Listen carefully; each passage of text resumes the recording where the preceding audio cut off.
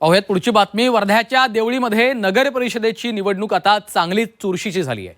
माजी खासदार रामदास तडस यांच्या पत्नीला तिकीट दिल्याने भाजपमध्ये अंतर्गत नाराजी सुरू आहे आणि तडस यांची 40 वर्षांची सत्ता उलथवण्यासाठी काँग्रेस आणि अपक्ष उमेदवार आता जोर लावताना दिसतायत। पाहुयात।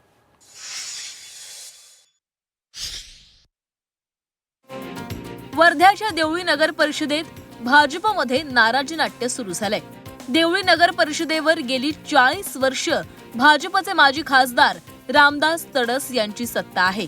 हे वर्चस्व कायम ठेवण्यासाठी भाजपनं रामदास तडस यांच्या पत्नी शोभा तडस यांना नगराध्यक्ष पदाची उमेदवारी दिली आहे। मात्र शोभा तडस यांना उमेदवारी मिळाल्यानं भाजपमधले कार्यकर्ते पदाधिकारी नाराज झालेत। स्थानिक स्वराज्य संस्थांच्या निवडणुका या कार्यकर्त्यांच्या निवडणुका म्हटलं जातं।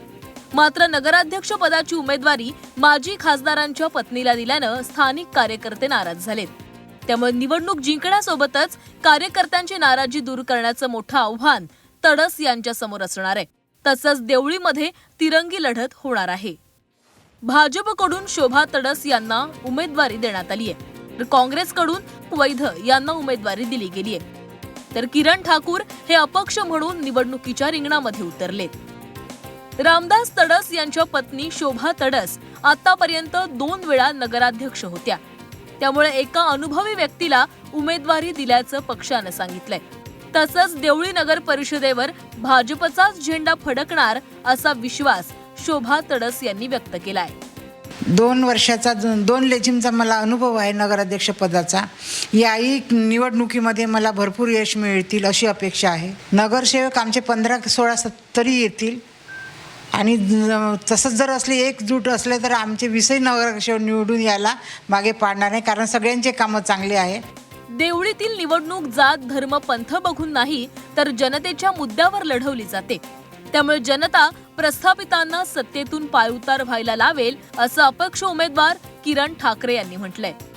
प्रस्थापितांचं राजकारण आहे आणि प्रस्थापित पक्ष प्रस्थापित नेत्यांच्या विरोधात हे सर्व जनसामान्य एकवटलेले आहे। या ठिकाणी धनशक्ती विरुद्ध ही जनशक्तीची निवडणूक आहे आणि आम्हाला विश्वास आहे की यावेळी ही जनता या प्रस्थापितांना सत्तेतून पाय उतार केल्याशिवाय राहणार नाही। देवळीतील रामदास तडस यांच्या 40 वर्षांपासूनच्या सत्तेला सुरुंग लावण्यासाठी विरोधी उमेदवारांकडून पूर्ण जोर लावला जातोय।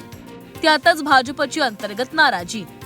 त्यामुळे रामदास तडस यांच्या समोर दुहेरी आव्हान आहे। मिलिंद आंडे, झी 24 तास, वर्धा।